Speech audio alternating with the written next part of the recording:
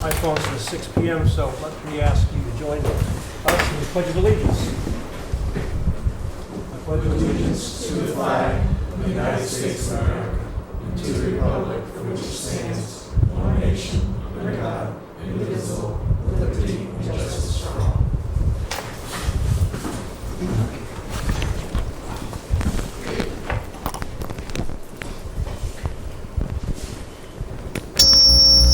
Welcome everyone to the Board of Selectmen. Monday, June 26th, and I will give the usual notice under MGL Chapter 30A, Section 20F. This meeting is being recorded. And there is an executive session tonight. And the next meeting of this board is Monday, July 10th. So the only thing I have to mention is that we've got July 4th coming. The board will be discussing it later just to see how we'll go about that. But it's certainly like a public service announcement for everybody to show up and have a good time. We hope for good weather. I didn't look at the forecast yet, but Looks good. fingers crossed. Looks good. Yeah. And A little warmer. so that's, and we appreciate the people who have come forth, who were here a few weeks ago to take over for the parade. Caitlin there, if I recall, and we appreciate their contribution. There's a lot of work involved in that, believe me. The acknowledgements and recognitions, Jim will mention a Senator Michael Roderick's and a $100,000 technology earmark. Perhaps you can give us the details on that. Yeah, in this year's state budget, the senator was able to put in the budget for the town of Westport a $100,000 earmark for infrastructure, technology infrastructure here in town. So that's going to be very, very beneficial to us. We're well behind in our technology right now, and many improvements would be greatly appreciated. We're hoping to use it here in the town hall and some of the maybe public safety as well, but we want to make it some projects that we may be able to get the public to see as well, either online permitting or beach passes, anything that we can do to improve what we're working on now. So we're looking forward to this. Money won't be available until November or December this year, but it will make a big difference. So very appreciative of the work that he put in to get this for us. Well, on behalf of the Board of Selectmen, I'd like to thank Michael for this earmark. He's always been looking out for the Westport's best interest, and he's a good guy. Okay, are there any other acknowledgements or recognitions that anybody has? I don't have any. I just want to thank the Watershed Alliance. They had a River Day on Saturday, and there were a lot of organizations in town were represented, including the Wampanoag Tribe and some others. But it was a really nice event. It rained, but they still had it, but it still worked out. It wasn't terrible. So thanks to all the groups. There were like lots of groups were represented down there. It was a really nice event. Bike group was there, but I thought Yeah, the bike group was there with the big map and everything. Great. Well, thanks for that acknowledgement, Shauna. Okay, the first item on the agenda is a public hearing. Let me see if it's time. So, this is a request from National Grid and Verizon to place a pole at 216 Old Harbor Road to service 131 Old Harbor Road, Little Compton. File number 307-3398, dated May 30th, 2023. Jim, you could address this, but do we have a representative from utilities? Come forward, John. Feel free to sit here. All right. Just tell us who you are, so for the record. Sure. Good evening, board. My name's Aaron Roy. I'm representing National Grid. The address is 1250 Brayton Point Road in Somerset. Welcome aboard. So National Grid is requesting, as well as Verizon, a pole set at it's 216 Old Harbor Road, Westport, but it's across the street from 216, and it will be servicing 131. So I am on 131 Old Harbor Road, Little Compton. I am working with the energy company in Rhode Island, Rhode Island Energy, with this request. In most circumstances, the property lines are usually within 6 feet of the road, but this property line is set a little far back, so that's why we're requesting the town hearing for this, for the pole set that will service the house. If we set it any far back, the trucks won't be accessible to the pole and to the service itself, so it'll be closer to the road. Okay. Jim, do you have some guidance on this? And we have this in our package, I'm sure. Yeah, I think it's pretty straightforward. This is on the border of Little Compton and Westport on Old Harbor Road. And the property's set back quite a bit, so they need that additional pole. I would recommend approval. Okay. Questions, comments from the Board of Selectmen? This is a public hearing, so if there's anybody from the public who wishes to speak, please feel free to do so. Apparently not. Seeing no one, I'll move it. I'll second. Motion made and seconded. Any further discussion on the motion? If there's no further discussion, all in favor say aye. Aye. Any opposed? None. The motion carries unanimously. Thank you for being here. Good luck. Thank you, Board, appreciate it.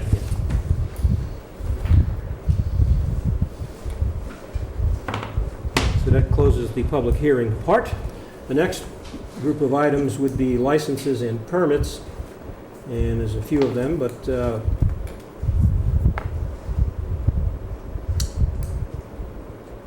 okay, the first item is 2A, the request from Weatherlow Farms for a one-day wine and malt beverages license on the following dates. I need to read this even though it's laborious, but a picnic dinner Thursday, July 13th, 2023, 5:30 p.m. to 9:30 p.m. Westport Film Screening Wednesday, July 19th, 2023, 5:30 p.m. to 9 p.m. Picnic Brunch Saturday, July 22nd, 2023, 10 a.m. to 1 p.m. Picnic Dinner Thursday, July 27th, 5:30 p.m. to 9:30 p.m. Westport Film Screening Wednesday, August 2nd, 2023, 5:30 p.m. to 9 p.m. Picnic Dinner Thursday, August 10th, 2023, 5:30 p.m. to 9:30 p.m. Another Westport Film Screening Wednesday, August 16th, from 5:30 p.m. to 9 p.m. And the last one is a picnic dinner Thursday, August 24th, 2023, 5:30 p.m. to 9:30 p.m. So I assume, Mr. Wagner, this is the complete array of activities this summer? Yes, the only, excuse me, the only amendment to that is we've eliminated that July 27th date. Oh, okay. All right. That was the picnic dinner? Correct. All right. We have a package here for selectmen to review. I see the police have reviewed this and they recommend it. Lieutenant Kudo, if I recall. Jim, your comments, thoughts? And similar to previous years, the police report in favor is in the packet. They requested details if necessary. I'd recommend approval. Okay. Committee, what is your feeling on this matter? Comments? No names Questions? here on this one this time. I'll move it. It's nice that they removed the one of the nights, so that a little more peace and quiet. So I'll move it. I'll second. Okay, motion made and seconded. Any further discussion? By the way, this is Mr. Ryan Wagner. For the record, we know him, but for the public benefit. Okay, motion made and seconded. All in favor say aye. Aye. Any opposed? None. The motion carries. Mr. Wagner, have a good summer. Very much. Thank you.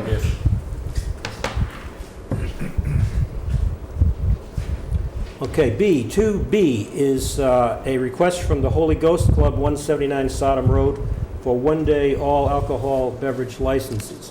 And they are as follows. Saturday, July 1st, 2023, a fundraiser from 5 p.m. to 9 p.m. Saturday, July 8th, the annual feast from 4 p.m. to 10 p.m. That goes to Sunday, July 9th, the annual feast, 11 a.m. to 5 p.m. Then Saturday, July 22nd, 2023, class reunion, 4 p.m. to 8 p.m. And then Saturday, July 29th, for a benefit event from 3 p.m. to 9 p.m. Jim, your advice here? Again, similar to what other requests that they have on a almost weekly basis there in the summer. We do have a favorable police report with details if necessary. I'd recommend approval. Okay. What's the pleasure of the committee? I'll move it. The same recommendation. I'll second. Motion made and seconded. Any discussion? All in favor say aye. Aye. All opposed? There are none opposed. All that passes unanimously. Thank you. The next item of the licenses and permits is a request from Mr. Frank Ray for a Wish Come True, or Wish Come True organization, for one-day all-alcohol beverage licenses for their annual benefit at the Holy Ghost Club on 179 Sodom Road. There are 3 dates: Friday, September 8th, 2023, from 4 p.m. to 10 p.m., Saturday, September 9th, 2023, from 12 p.m. to 7 p.m., and Sunday, September 10th, 2023, from 12 p.m. to 7 p.m. Jim? And so again, this is a yearly event held at the Holy Ghost Club. Similar to previous years, police report in favor with police details if necessary, and I recommend approval. What is the pleasure of the committee again? We haven't had any issues with this, correct? The No. last 3 days, no neighbors? Okay, I'll move it, seeing, noting there's been no complaints. I'll second. Motion made and seconded. Discussion? Comments? On the hearing none, I assume it's time to vote. All in favor indicate by saying aye. Aye. Any opposed? None. The motion carries unanimously. Thank you. That concludes that licenses and permits. The next would be 3 appointments and resignations. We have 3 items here. The first is a request from the Personnel Board. This is 3A, request from the Personnel Board to hire Jessica McCain as recording clerk. Jim? Yeah, so the Personnel Board, this is the first time I think they put money in their budget for personnel itself. They're looking for a clerk to do the minutes and post their agendas.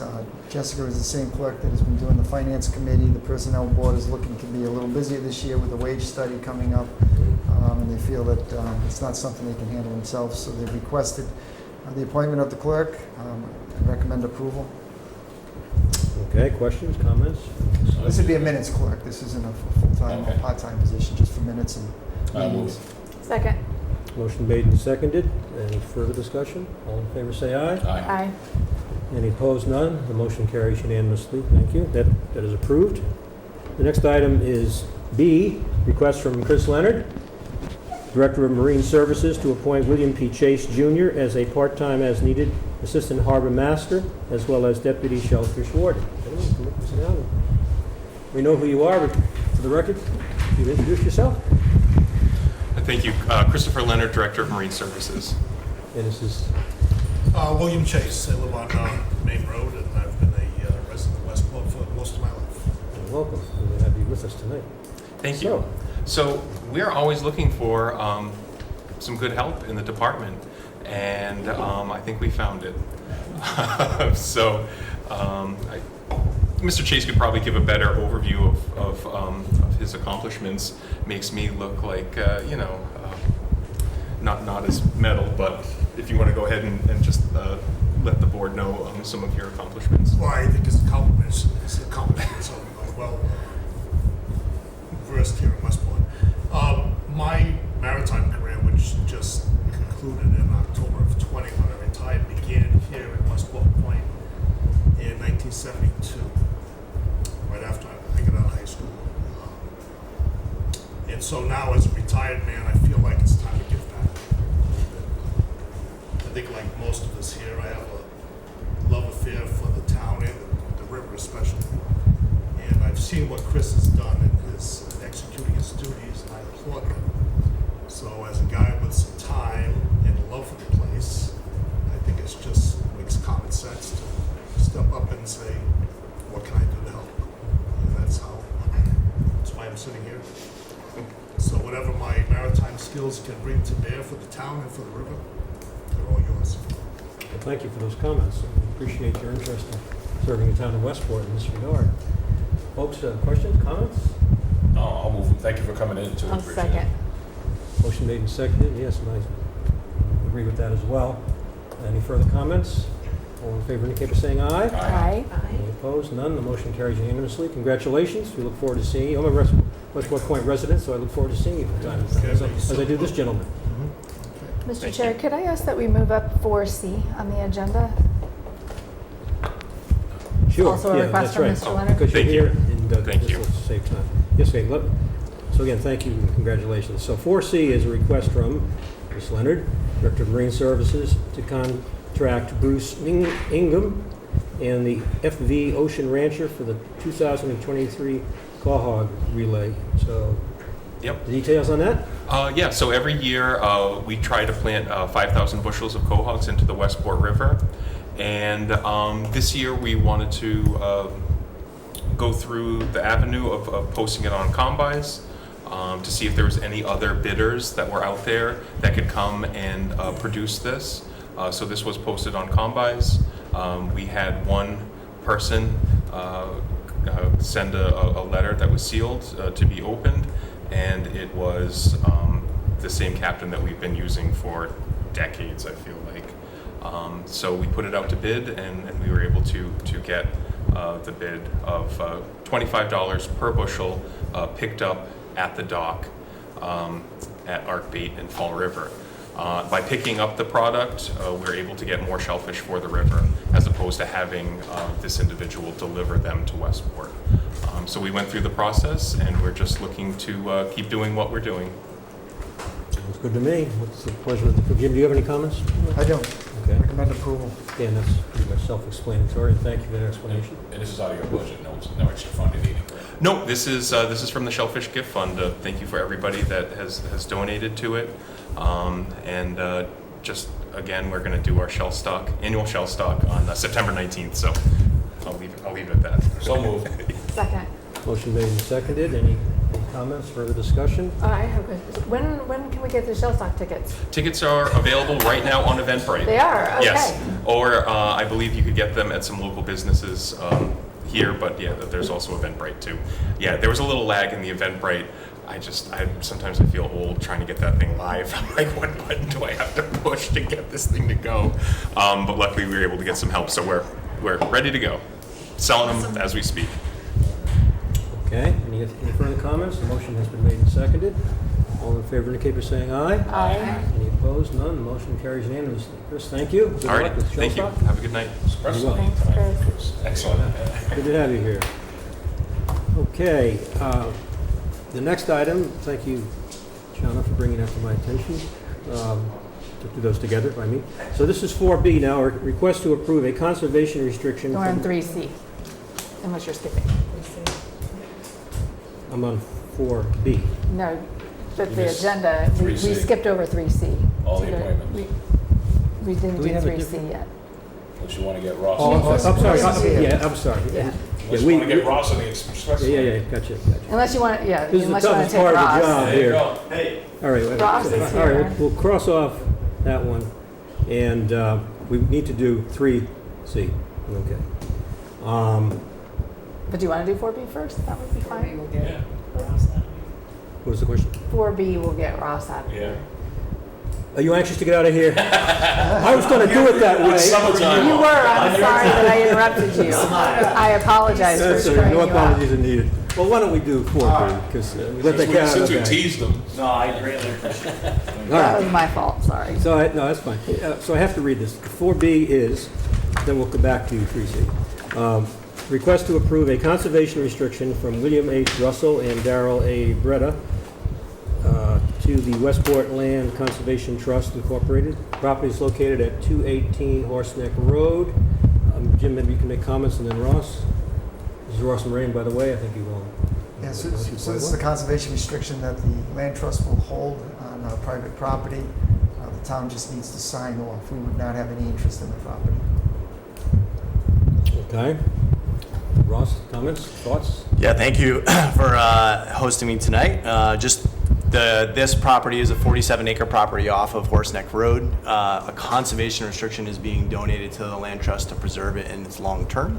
There's currently one single-family residence on it. The restriction allows for another residence to be built on it. But why we're interested in preserving this one is that it is connected to a number of other preserved lands in the area, including several APRs, as well as some land that the land trust owns. And I have a map here just to show everybody that.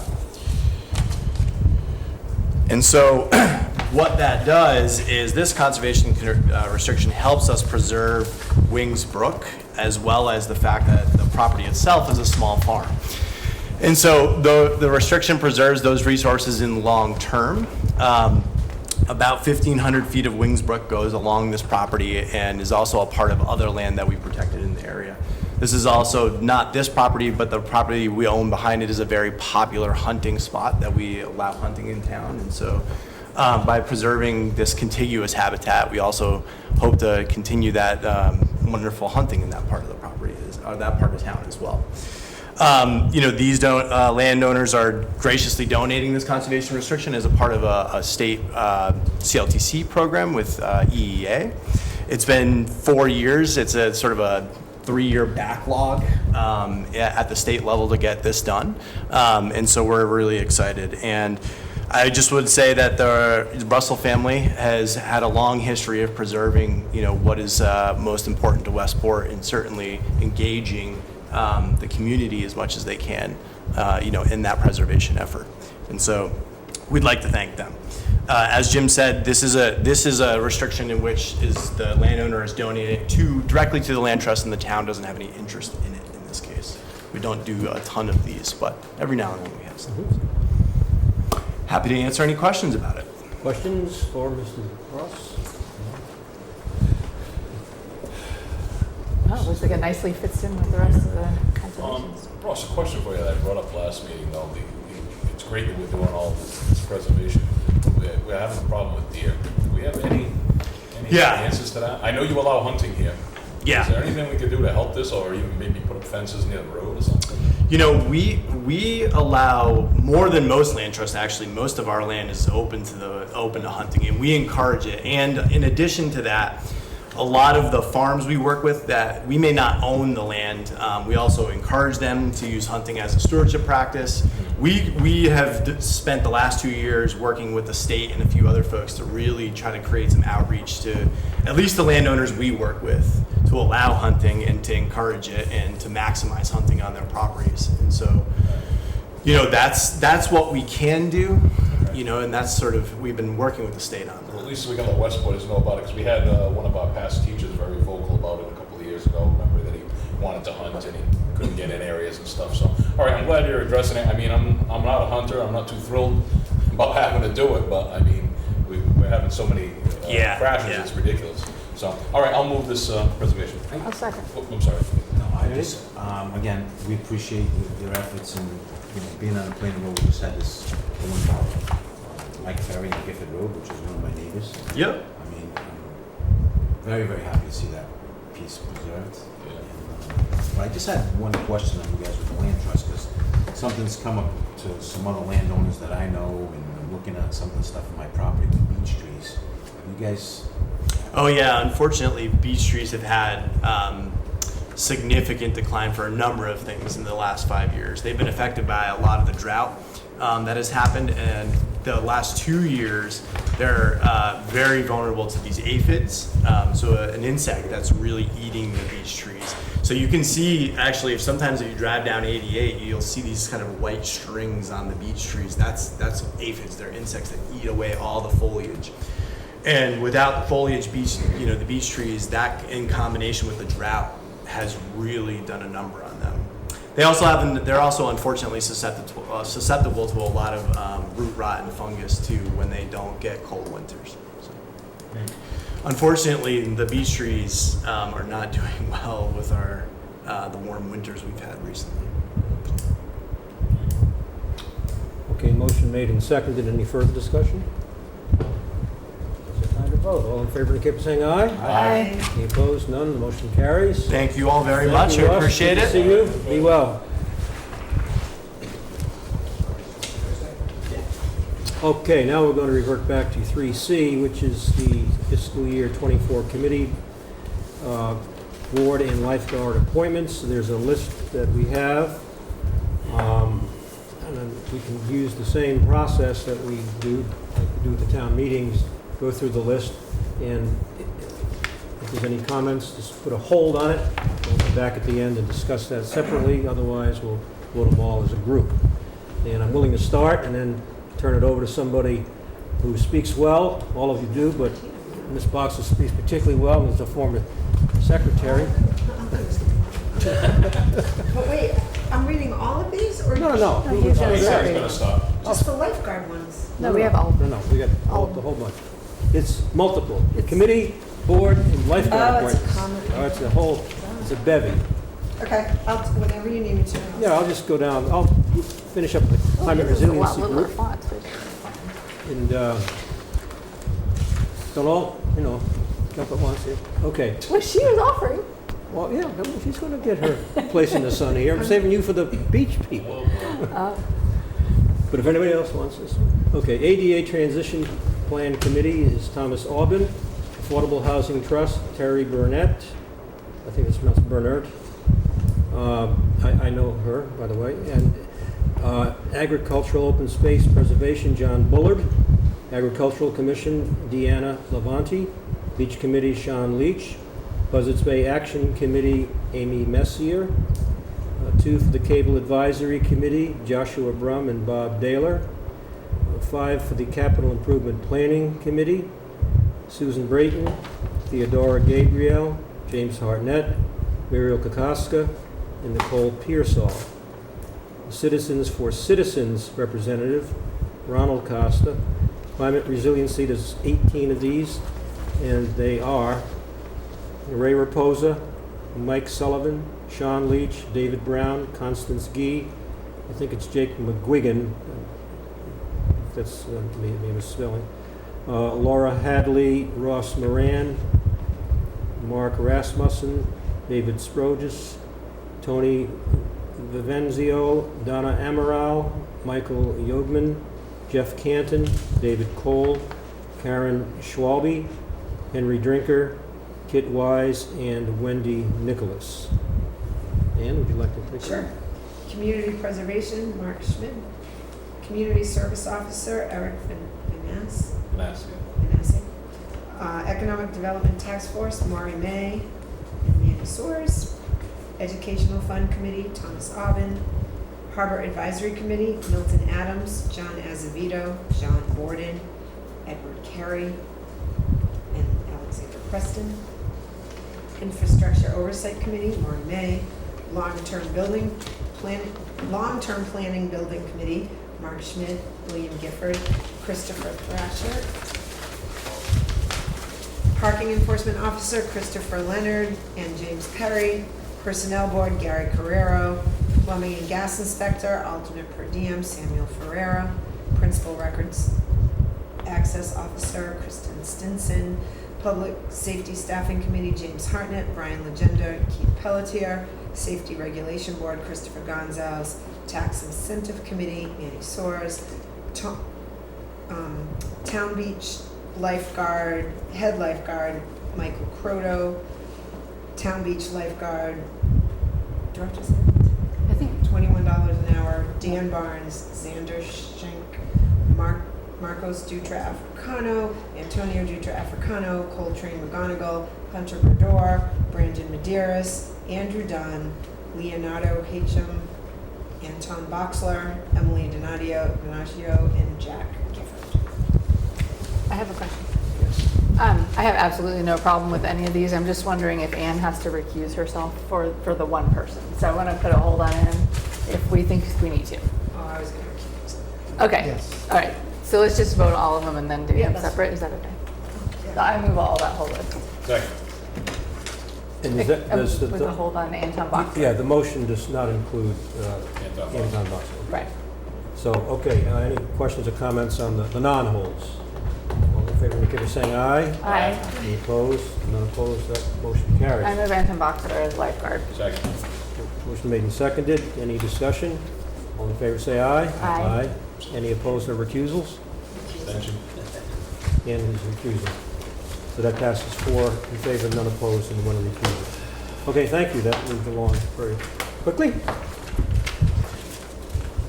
Hold on. You need There should be one in the file. You go. Should be scanned in with the record. Okay, moving along. 4D, request from Matt Armendo, Board of Health Director. You missed A. Did it what? 4A. Oh, yeah, why did I make that? It's getting by You here checked it tonight. off. You checked it Why off. did I check that off? then? Prematurely. Oh, a rookie mistake. All right, we'll do 4A. Thank you.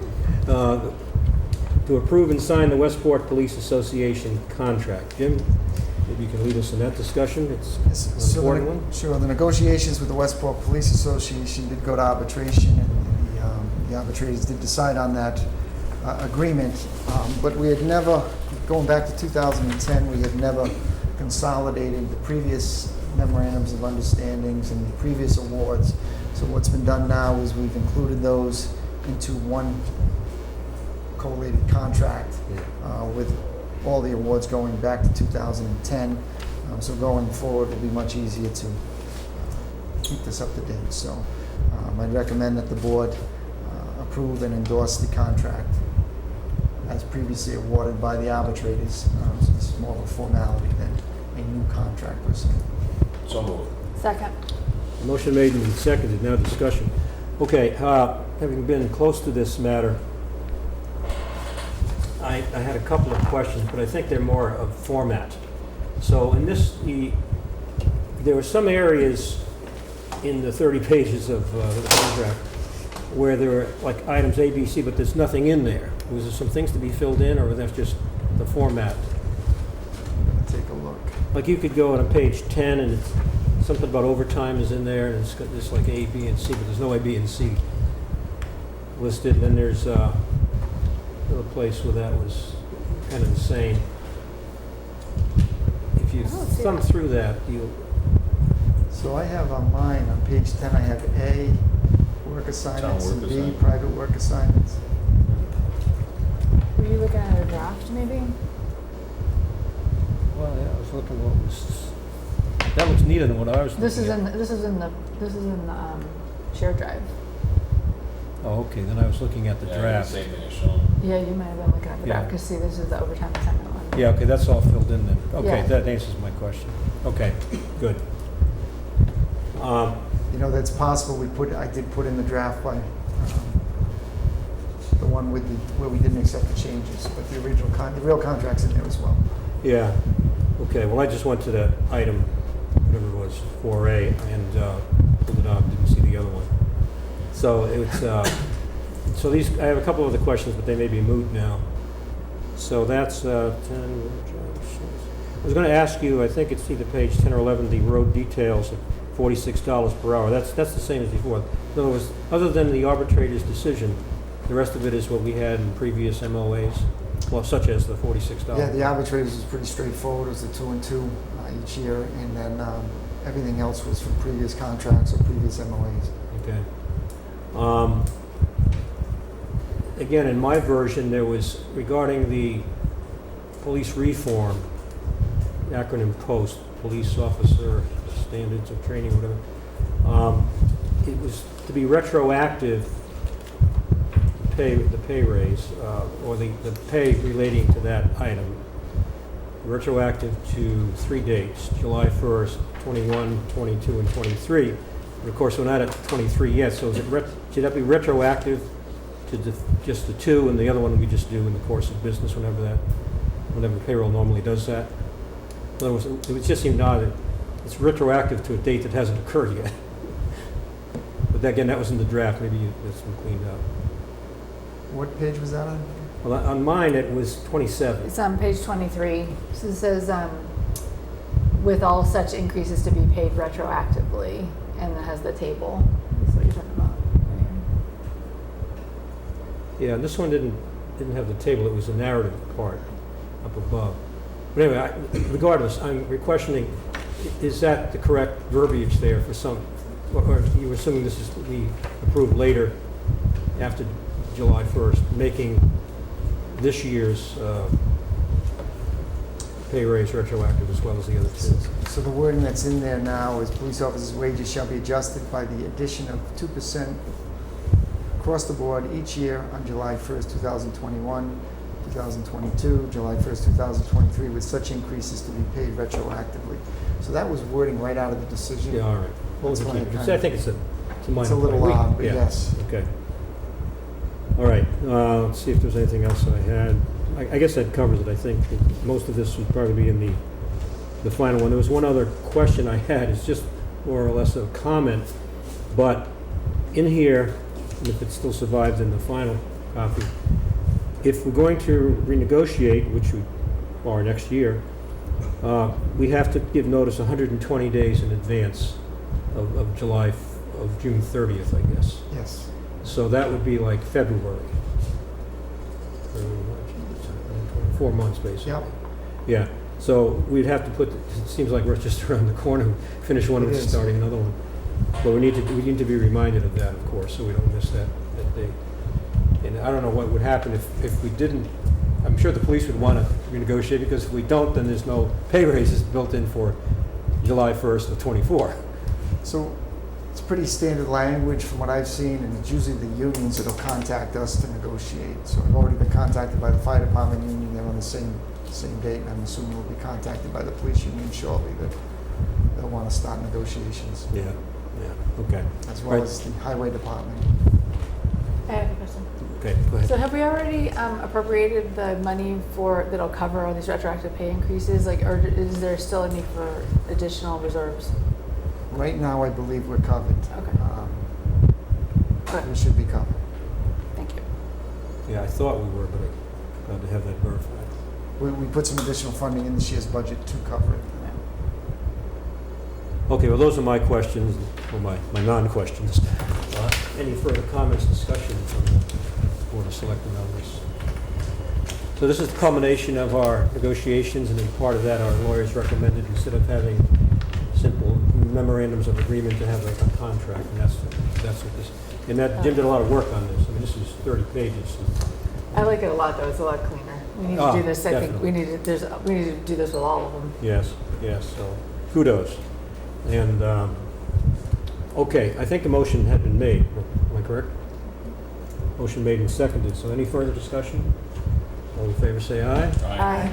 Any opposed, none, the motion carries unanimously. Thank you, okay. Now let's see if I can get on track here.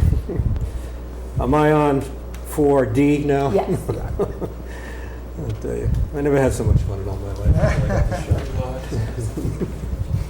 All right, request from Matt Armendo, Board of Health Director, to approve and sign the employment agreement for Linda Pierce, town nurse.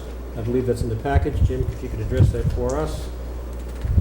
So this is a 2-year contract for the Board of Health nurse, Linda Pierce. It's the standard 2% increase that the other employees have been receiving.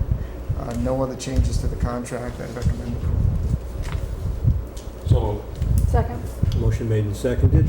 Okay, I think this is pretty clear. Any discussion, comments, questions? If not, I assume time to vote. All in favor indicate by saying aye. Aye. Any opposed, none? Motion carries. Thank you. Okay. So I'm back and forth between my package here, okay? 4E, a request from Tristan Stinson, Town Clerk, to approve the warrant for the special town election to be held on July 25th, 2023. That's relating to the override. Jim, fill us in on the details, please. So this is just the one question that'll be on the ballot for July 25th. The town clerk has prepared the warrant for that election, and needs to be voted on by the Board of Selectmen. I recommend approval. It's just the one question. so moved. Second. Okay, motion made and seconded. I'm just looking at the item here.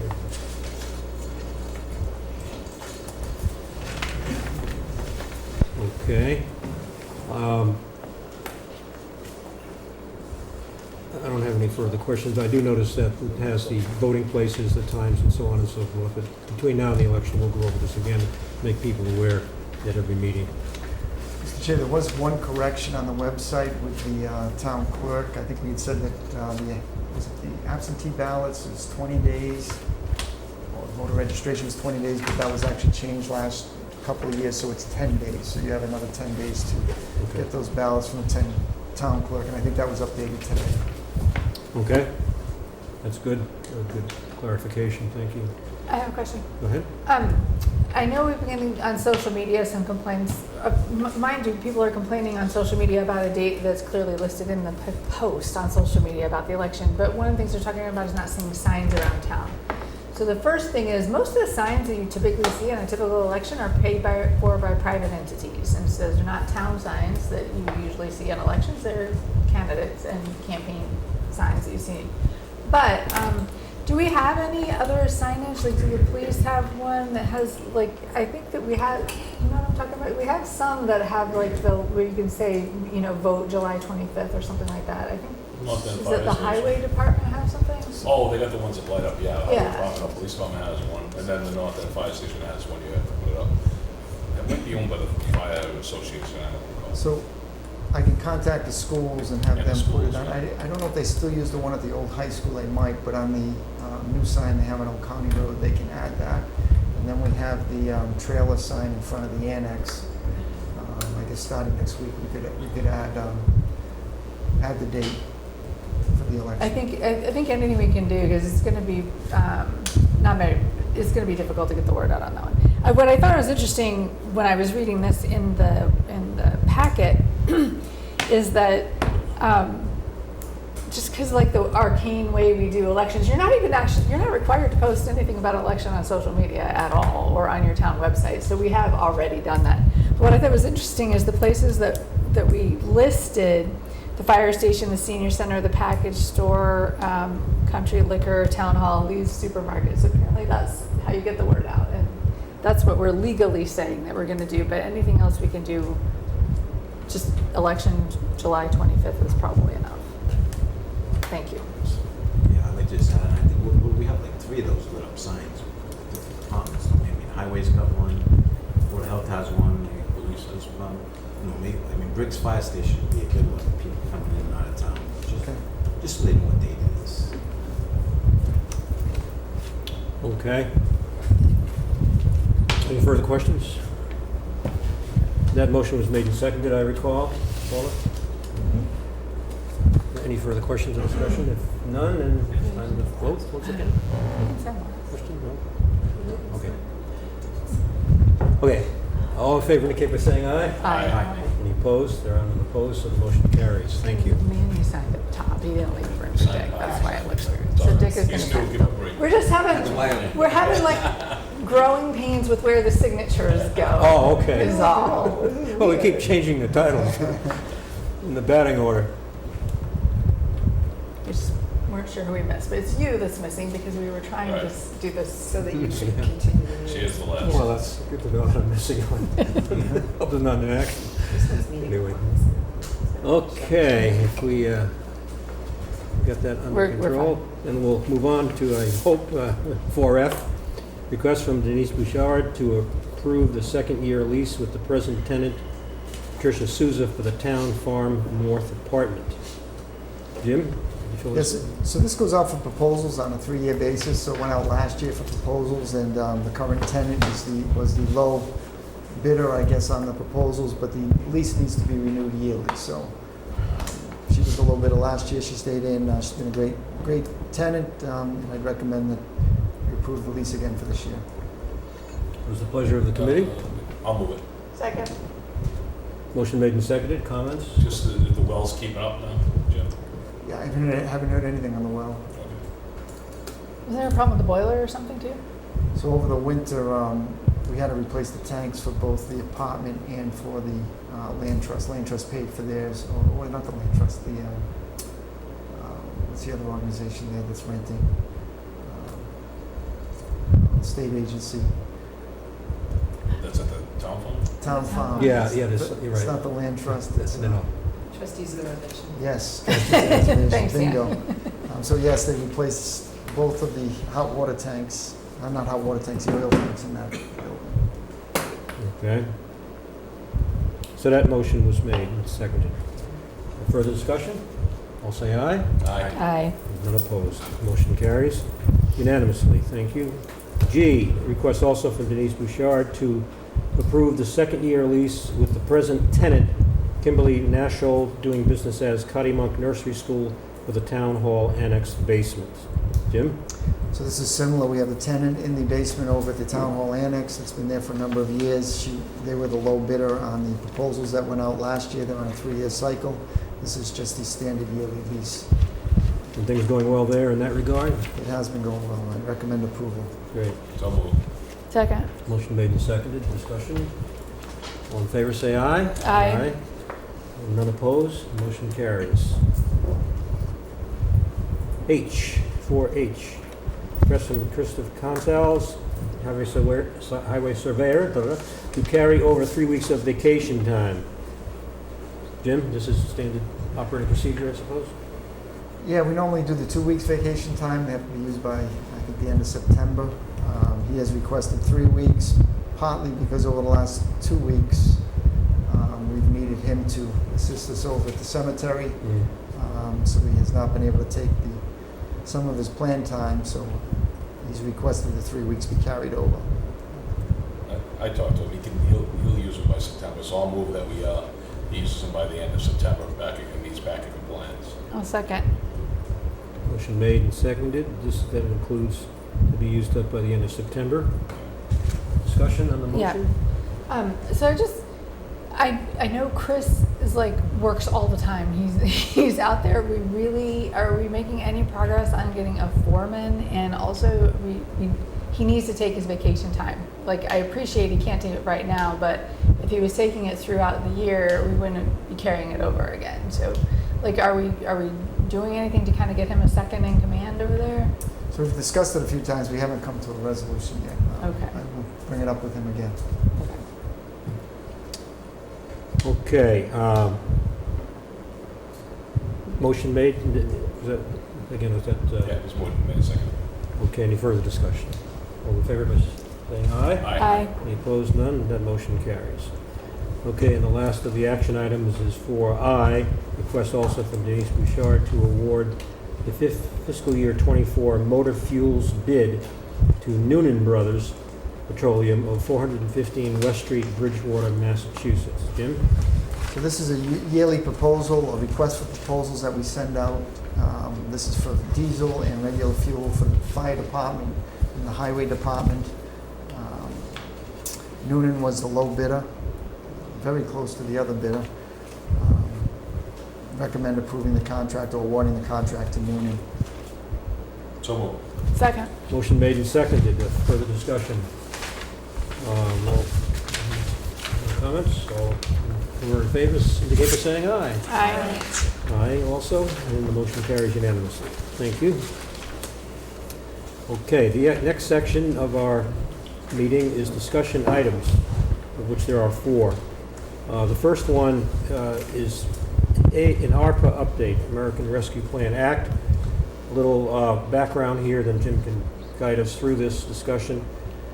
We have an ad hoc committee that meets and discusses ARPA requests from various departments, whether they be town money, so-called, or county money.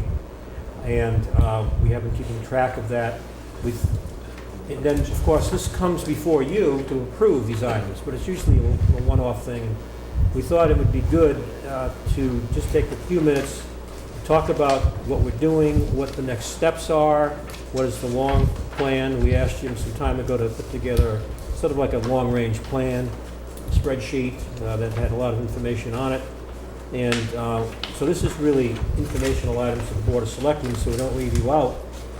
And it's done in part because we're going to be picking up the pace here as the clock ticks, and the money has to be allocated and ultimately used, but we lose it. So things have been sort of like a crescendo. They've been growing, and now we're going to get to the point in the near future where we start to really crank along on this and dedicate some money to particular projects and spend where we should be spending. So with that context, Jim, maybe you could take us through this. So the ARPA spreadsheet is it is on the website if anybody wants to look at it, along with the ESSER spreadsheets from the school department. So the town side received ARPA funding, the school side received ESSER funding. These funds have to be obligated by December 31st, 2024, so we have about a year and a half to obligate the funds, and the funds have to be expended 2 years after that, December 31st, 2026. There's also federal restrictions on the use of the ARPA funds. They can only be used for qualifying expenditures, mainly infrastructure, broadband, and COVID-related health expenses. What we're finding now, as we get further away from COVID, it's getting more difficult to justify the health expenses, especially with the Bristol County funds. They need documentation, and every request isn't almost like a grant application to them that they review. They send to their consultant, they review it to make sure it falls within the guidelines of the federal requirements of the final rule that came out with those. I will put this document online as well. This is kind of a breakdown of the individual funds. So the town received a pool of funding of $1,678,000. To date, we've spent $411,510 on infrastructure. That's Route 6 design and water meter replacement. IT and broadband, we've spent about $318,000. Public safety, cruises, and a fire department emergency vehicle, we've spent a total of $182,000. And on specific or direct public health related items, we've spent about $86,000 for a total of just under $1 million. So we have about $679,000 remaining on the town side, or the town ARPA funds. And again, this is still, this is all we get. So we got to stretch it out a little bit over the next couple of years. Bristol County ARPA funds, the town was allocated $2,787,336. We've allocated $275,000 towards infrastructure, Westport Harbor water study, some equipment for the MS4 stormwater for the highway department, and a zoning study along Route 6 and we were able to get that through the infrastructure because it's part of the Route 6 sewer water study and how that will impact the zoning in that area. IT and broadband with the Bristol County, we've allocated about $25,000. And then public safety, the fire department, we were able to purchase an ambulance, 2 emergency vehicles for the fire department, public safety radios for the police and fire, with some battery backups, and also school radios, and these are more public safety school radios that they're using at all the different schools, for the teachers, for the security when they're outside the building, and that's about almost $900,000. Public health for the schools, they were able to purchase 2 passenger vans for the school department at $180,000. So we've spent just under $1.4 million with the Bristol County, and we have about $1.4 million left. In related funds, but it's a little bit different, these funds were allocated through the state legislature. The senator was able to, and our local representatives were able to earmark $1 million of ARPA funds for the Route 6 water and sewer design. We've allocated about $611,000 so far. We've allocated, we haven't expended it all, it's under contract. We have about $340,000 remaining. And then Hicks Bridge, through ARPA earmark, we were allocated about $50,000, and that's currently being used as a match for the redesign of the parking lot and the boat ramp at the Hicks Bridge landing. So those are our ARPA allocations. If you have any questions, I don't think we'll have an issue expending all our funds going forward. I think just infrastructure alone, we could expend all of it, if not more. So I think we do need to watch it over the next year just to make sure we're on track to spend it and that we know that we can allocate it somewhere, so that we certainly don't want to give any back.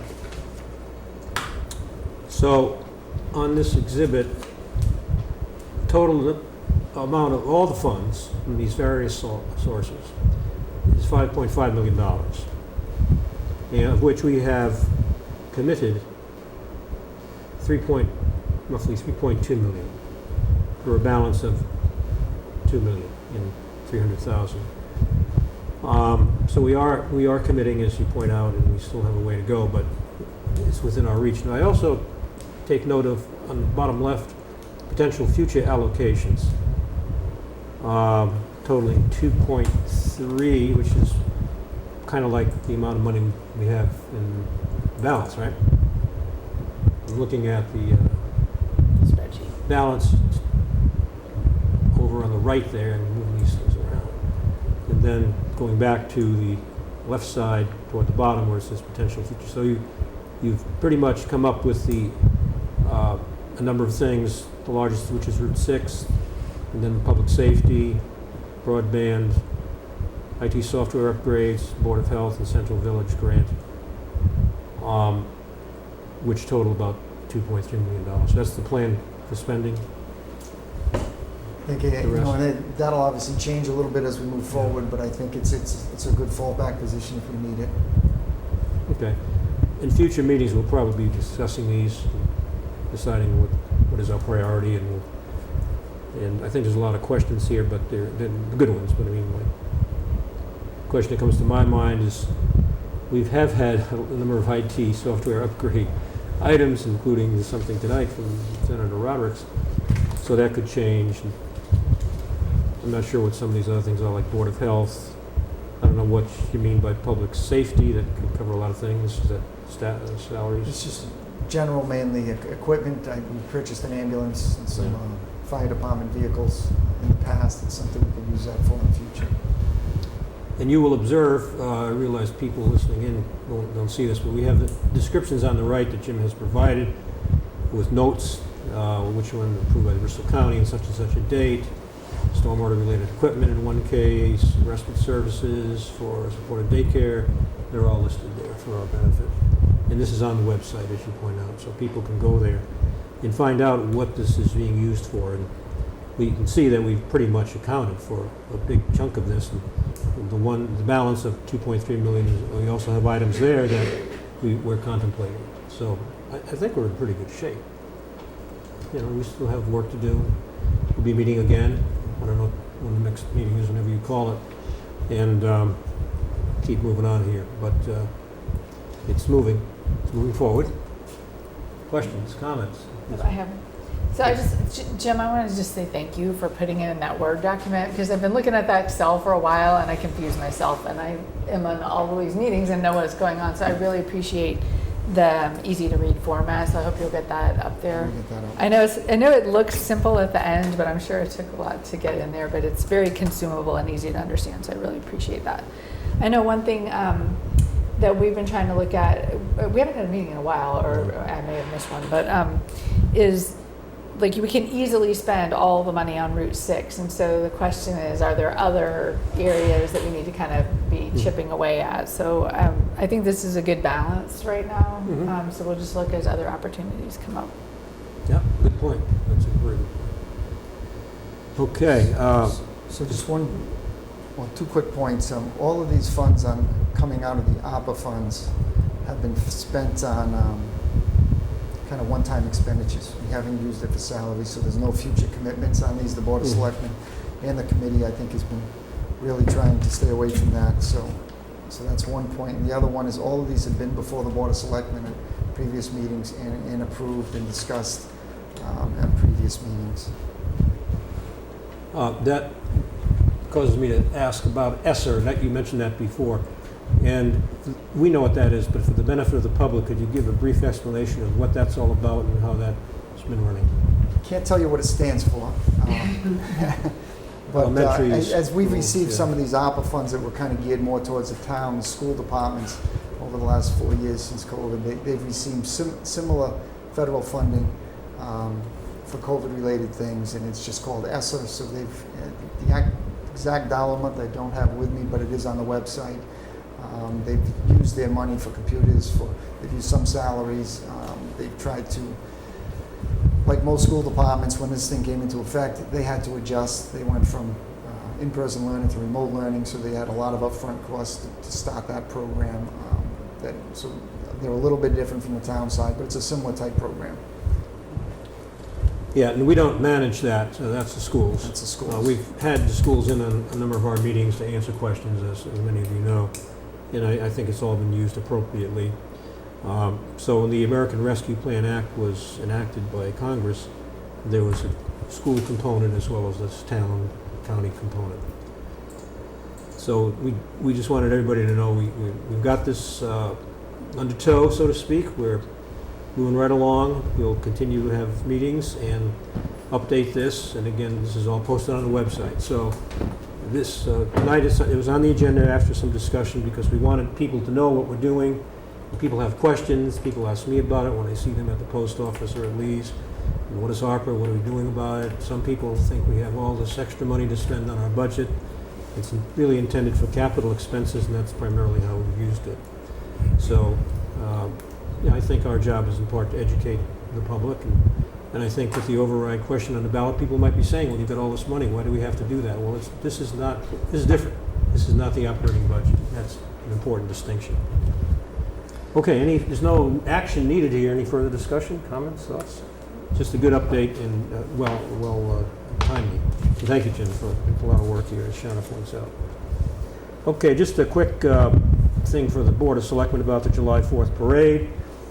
We usually just show up and do our thing, and then we'll just do our thing again.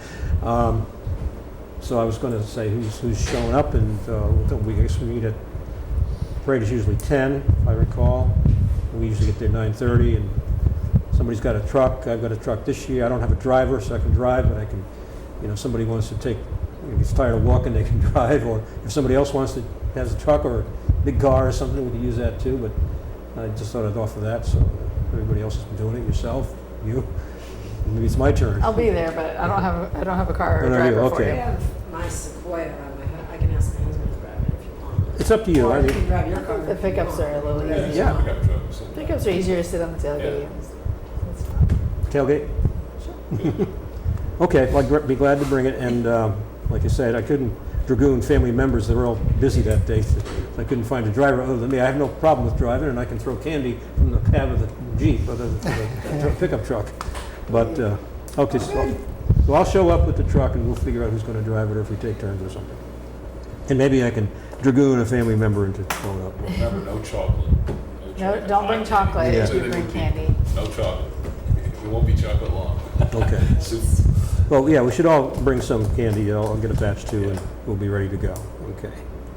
All right, so that was just an update and almost like a reminder of the, But I don't You're good. see the parade on the website, so maybe, because we have the recycling drive is over, maybe you just put the parade on there. good suggestion. It might be on there, but it's not on the like She did front page. update our picture though, so I like that. Oh, I didn't even She know. updated. How do we look? Go to the sol, not as good as we could, I guess. Okay, thank you. That was just a little reminder, and we look forward to it, and the weather sounds like it's going to be good. You never know, but it looks good. 5C is the Override Ballot Question Committee Forum. This is, Jim, why don't you tell us about this? And this is in part to just keep the awareness of the override question of July 25th in the fore, and maybe you can give us, I know some details on this, but I'll let you go first. So this is a private group here in town that's running a small forum on July 11th. If anybody has any questions on the override, they will manage the event. You can ask those questions. There'll be representatives from the town there to answer the questions, and just to get the information out there. And if there are any concerns, hopefully they can be addressed at that time. Doesn't say where. Is at the middle high school? Yes. Right. Middle high school time? Yeah, it's 7 o'clock, 7 p.m. And that's a Tuesday, I do believe. Yeah, well, Tuesday, yeah, yes. now our next meeting is Monday, the 10th. But this is Tuesday. Are you speaking, Sharon? I am. I heard you were, yeah. A reliable source informed me. I will I am be, planning to speak. I will be in attendance. I'm not planning to speak unless somebody asks me a question. But if they ask me a question, I'll say, Sean, I will answer the question. And that's a good thing, to get the word out. You know, it's like with Diamond, once you got the word out as to the facts, the people came for what I think is the right decision. And I think, I continue to be optimistic about this. I think our number of $3 million, which is on the ballot question, is the right amount. And doesn't solve all of our problems, but it would be the first time in a long time we've passed an override. So this is good. This is a good thing, and I support these efforts. Any comments? Again, no action needed, no votes. Okay. I just want to point out there's a bunch of information on the town website about the budget and the election. There's a whole bunch of stuff on the town website. There is a political organization that's organizing social media. Like you said, they're hosting this event. I know one of the things that's been really frustrating whenever we have these like forums to try to get people out is nobody asks questions and nobody, so I think make sure if you have a concern or if there's somebody that wants to know something relevant, learn more. There's plenty of people who want to share. There's a certain number of people who just say, no, I don't want my taxes to go up. Well, that's fine. You're right. Your taxes will go up if the override passes. But if you have like legitimate questions about, how is this working and that kind of thing, please make sure you bring them up to us or on the website, town administrator, these other groups. We're trying to get the word out. Okay, that's a good comment. By the way, if I may, the ESSER stands for the Elementary and Secondary School Emergency Relief Fund, Now we ESSEO. know. I should have known that. Okay, the next item is D, 5D, discussion item. Fire chief replacement upon retirement. We're talking here about the upcoming retirement of Chief Brian R. Legender, who's served the town for many years, and we applaud him. The reason why this is on the agenda is we appoint the fire chief, and I didn't realize it, but the chief is officially retiring next June, right? June 30th, probably. January. January? So that's it. But you said he's going to be moving early? So it may be around November, December. Yeah. Yeah, so this is moving right along, and we have to do our job here. So, Jim, what are your thoughts here as to get the discussion rolling? But, Well, Jim, well, you well, I know, was gonna say, Jim, how we did it last time was we got a panel, we got some help from other police chiefs. Ravad from Somerset retired, was a great help. You know, we already had the deputy chief in the ranks, so it helped a little, but we still did the process correctly. Does that mean like posting a position and advertising it and things Posting like that? it, how we should do it, you know, I don't know if we need a national search or not, but he was just great to get a lot of advice with. I don't know if you want to bring him in before the board or speak to him one-on-one, but what was this again? Ravad, R-I-V-A-R-D, I believe it was, from Somerset, fire chief retired. And he was part of the, who I tapped into to help us. And I believe some other chiefs might help. I mean, I could help get a panel of fire chiefs if we want to do that. Just to come in and give us some ideas or to be on the panel, however the board wants to do it. well, that's what we would be discussing. How do we want to go about this process? I know that there's one or more candidates from within. We should keep that in mind. And I don't have any preferences for a so-called national search, national quasi-regional search. We certainly would want the viewpoint of the chief, his thoughts on this, the approach. So it's really up to us. I do like the idea of getting some professional help from retired fire chiefs who could come in and talk to us and say, here's how we went about it in whatever. The price Town. was right. We didn't have to pay a consultant fee, I don't think. Yeah, we shouldn't do that So I unless we have to. mean, yeah, I mean, you could get retired and active, just to at least sit down with us to go over the questions and whatnot, and we could be, you know, candid and say, you know, what should we be looking for, what shouldn't we be looking for? Maybe an off-night meeting or something. And it would help Okay. pick the brains. Or if you wanted the subcommittee, so we didn't have to post whatever. Well, I'm just kind of thinking about it aloud here, but comments from anybody about how we might approach this. What's the best way to go about it? Including Jim, your own thoughts. My thought would be if there was a subcommittee of a couple of selectmen, we could get the existing fire chief, Chief Legender, and maybe another fire chief or two, just to kind of sit down, talk, come up with some recommendations, see what we have available in town, and see what's available outside as well, to Okay. come back to the full board with suggestion as to how to move forward. Yeah, this a subcommittee, that, I would agree with that. to me, that's a good Yeah, I idea. think that's a good idea. Yeah, it's efficient, it's small groups. We'll get the, Get Brian in, Yeah. see what he sees okay. going forward. Have some insight for us. I guess the next question is if this is the agreed upon course of action, should we appoint a committee next time? Think about it a little bit. You'd like to call the chief and get some ideas from him, tell him this is the idea Yep. we're trafficking and what his views might be in that, and then come back on July 10th and say, let's engage in the next steps, which would include having a committee. And is it thought that 2 select board members, you can't have 3, that would be a quorum. I think it would do kind of like we do the union negotiations, just appoint 2 people, Okay. and they can coordinate with Jim, and then they can decide what to bring back, or if we want to extend. Like, do you want to? Because then you'd need to think about whether you need, representatives of various departments on a screening committee and that kind of thing. I think we have some well-qualified internal candidates, so I want to be cognizant of not trying to.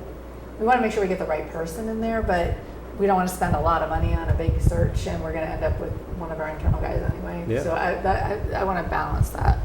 Yeah, particularly if one of the internals is the best candidate. I mean, maybe you don't know who to apply once you open it up. Right? Yeah, But- right. Okay, well, I think, you know, I think we have a lot of discretion as to go about this, as long as we go about it in a sensible, thoughtful way, on a timely basis. And Can I that, just suggest that we look at what we did when we did the agenda on, see if we have any minutes that might help how we did it. when would that have been? You recall? Ryan could probably tell us when he got on. Was he internal? He was internal and got Ryan was promoted, internal. I right? believe, yeah, he was deputy. Okay. Yeah, we can check that. But I think we got together with firefighters, retired firefighters, good points, bad points, blah, blah, blah. Would you work under them, et cetera, et cetera. Okay, Well, there's the process for finding candidates, and then there's the process for screening a potential candidate, Right. right? Yeah. okay, well, the subcommittee idea, I think, I like it. is the best way to go about this. All right, so that's, we don't need to vote on this. This is the initial discussion on this important subject, and we'll pick it up again on July 10th. We'll talk about the committee, next steps. Jim, if you could talk to the chief and get some thoughts from him, that would be appreciated. Okay, thank you. The next item is 6, the town administrator report. Jim? A few things. First of all, the town report is done. It is on the website. It's available to the public. If anybody has any questions or concerns or any comments on it, verifying any facts, is certainly welcome to contact the office and we will follow through on that. We'll make sure that town report is done by town meeting next year. That will not be an issue. And when is that? Next year's town meeting, Yeah. May, first Tuesday. in I May. thought there was a statute that called for something sooner, like 90 days from the end of the fiscal year? No? Town meeting. Okay, well, that's good. I must be mistaken. I'll verify that, but I believe it's town meeting. Yeah, yeah. Okay, well, let's look into If it's that. 90 days, we'll have it done before 90 days. Whatever it is, we will make that deadline. Find out when it's done, when it's due, and make sure we meet that deadline. Will not be an issue going forward. That's great. Groundwater monitoring report, Campbell Environmental Inc. completed their yearly groundwater monitoring report for the town hall property. That's out here in the back, between here and the highway garage, and some other monitoring wells around the parking lot. Sampling from the wells were consistent with prior investigations. There's some slight improvements in a couple of the wells, nothing of note that would raise any additional red flags. They'll continue to monitor over the next few years. There were some old oil tanks out here in the underground years ago that were removed, and they found that one of them was leaking. Carol Freitas, the town's Veteran Service Officer, the VSO, received the Massachusetts Veteran Service Officer Association VSO Award at their annual conference earlier this month. The award goes to the member who has gone above and beyond to support the veterans in their community, is actively involved in supporting the mission of the MVSO, and assists other VSOs and their staff through the sharing of knowledge and resources. So congratulations to Carol Freitas. I guess it's quite an honor with the veterans group, with the veterans organization here in Massachusetts. Route 177 in Gifford Road intersection, we received a $150,000 earmark through Senator Roderick's office, Representative Schmidt, last year. We've been working with Mass Highway to determine what our options are as far as spending, and there's 3 options, I guess. One is we could go the full design route, similar to what we're doing with the roundabout on Gifford Road, on 177 and Tickle Road, Robert Street, which is about a 4 or 5 year design process, and then another 2 or 3 years to get it on the tip for construction. There's a permit process that we may be able to go through with Mass DOT. We would take the permit and pretty much just upgrade the existing flashing light there now, maybe with an overhead flasher, cut back some of the trees along the side to get better visibility. That's probably our best option. And the third option would be just to use the funds to kind of have our engineering company come up with some general guidelines, restriping, cutting back some of the trees, and just doing some very minimal improvements. I would suggest that we move forward with the flashing light. We're trying to work with Mass DOT and get them to support any additional costs. Even something simple like that gets expensive. The design going through Mass Highway, as well as the review through Mass DOT is a time-consuming process. So we're trying to get them more on board. This is a Mass DOT street, Route 177. We have this money, we want to put it to best use. I just don't want to put it completely designed and then have it sit there because we don't have the funding to construct it. So we're trying to push Mass DOT to either have it designed in-house or have them accept the construction liability. They haven't done that yet, but they seem willing to talk, so that's where we are now. We normally deal with Pam Hasner up at Mass DOT, but she just retired, so Did she already leave? I don't know if she's All right, left yet. I know her retirement Sure. party's in a couple of weeks, so All right, because she was through the chair, she was supposed to get back to me on a few things with bikes. I better track her down then. yeah, so Okay. she's been great to work with, and she's Absolutely. always follows through on everything, so she'll be missed. And but we're dealing with Richard up there, and he seems pretty good too, so we'll push that along. She's the one that pushed for the bike over the bridge, right lane over the bridge, and helped us on Route 6. All right. So Jim, are you looking for action this evening? I didn't ask for action this evening. I just wanted to give you the three options. I guess if we can put it on action next time. Yeah, let's do that. Still waiting for a couple of answers back from Mass DOT and get those. Or next time or the time after that, Yep. something near future. We'll get it out Okay. within the next month. Got it, thank you. Charter Communications, Spectrum Northeast has notified us and the customers that WSBK, located on Spectrum Channels 8, 9, 13, and 21, will be rebranded to INV Boston on Channel 788 or 2, 12, 15 on the channel lineup. So I'm not quite sure. I don't get those channels, so I'm not sure what it's all about, but I pass it along.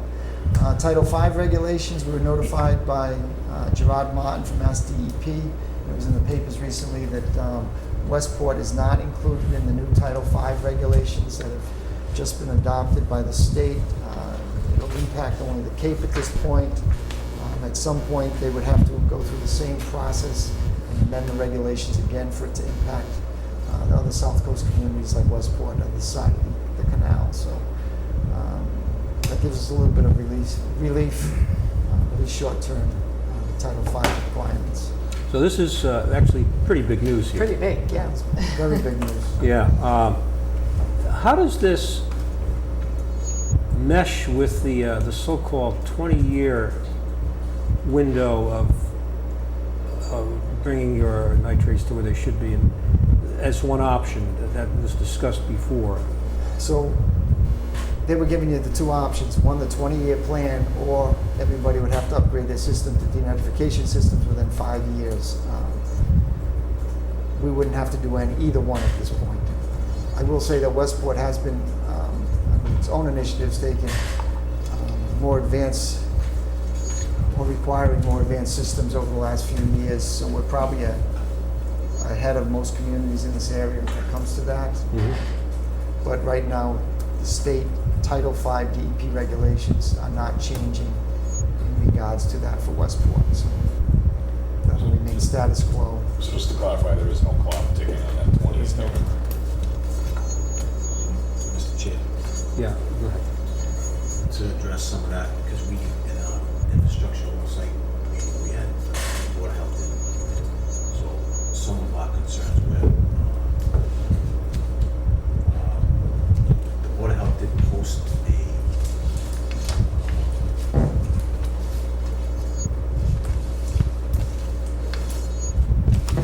Massachusetts Association of Board of Health's, what their response were to the DEP regulation.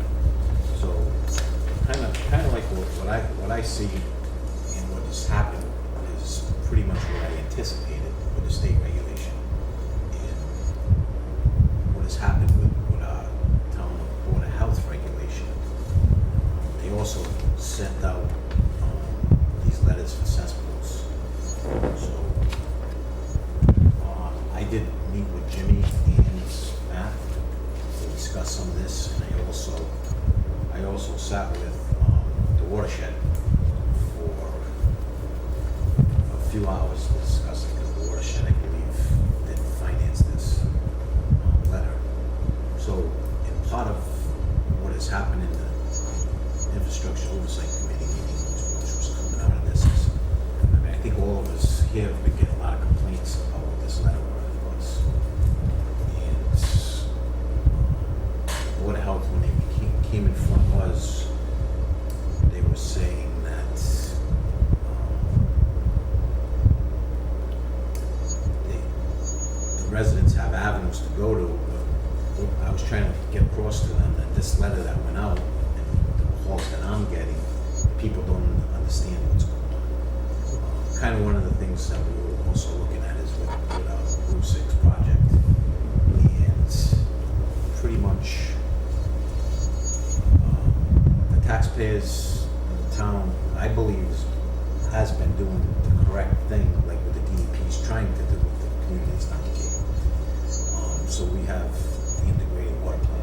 And the Board of Health, the planning boards, we've worked on the review of the master plan. And a lot of this stuff is, especially when it concerns the environment, clean drinking water, Rule 6 is in that. And I don't think that this Board of Health regulation kind of addresses any of that.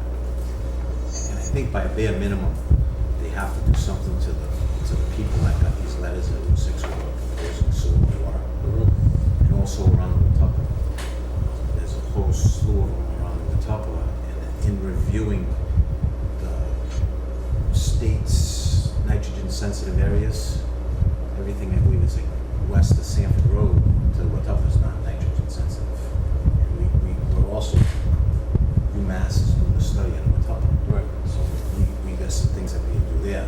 And my concern is that we're spending on infrastructure, although private, millions of dollars on this upgrade.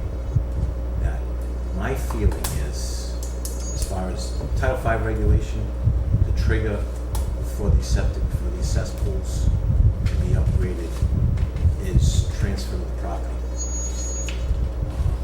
In our integrated water plan, we recommend that the Board of Health target the ones that have been transferred since 1995 and have kind of slipped through the roofs.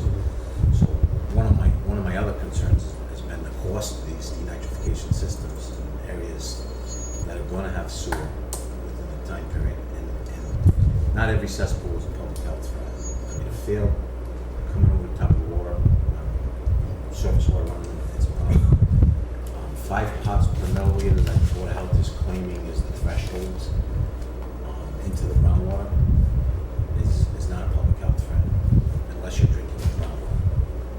And kind of these systems were, the denitrification systems were created for non-compliant Title V lots that you have to give a variance that are pre-existing. So one of the other things, and my colleague here was kind of what we had to do a lot of shorelines, wanting to see more youth moving to town. I'm looking at wanting our youth that's grown up in town be able to afford to stay here. But my other concern is, which most of these people that got letters on this septic cesspool thing are seniors. I've got one that's her husband passed away 2 years ago. He's been, he handled everything. She's got a cesspool that she pumps once a year. She got this letter. She's living on a reverse mortgage. She can't afford a $40,000 upgrade. And Title V grandfathers her that if she's owned it prior to the Title V upgrade, she shouldn't have to upgrade unless it's a public health. And then at that point, we can, I think the town can get together and try to address some things and try to help a person like that. But these people get these letters and they're actually hiding. They're afraid. They're afraid they're going to lose their house. I just think we need to do something for these people. So were these letters addressed only to cesspool owners? Only the ones that they could identify, yes. Okay. You know, there are more out there? What they did was they created a sunset law, which I don't believe that regulation, that the town, and also on the letter they put it as a town of Westport regulation. It's really it's not a town regulation, it's a Westport Board of Health regulation, which was kind of like a town meeting. They came in and they changed bylaws to create a regulation so that they can enforce things. And then they just put numbers orders and regulations, and people didn't really understand what it was. I mean, this is a serious problem that I think we need to address sooner than later, especially with the Route 6 stuff going on. Is there any idea of how many unknown cesspools there are?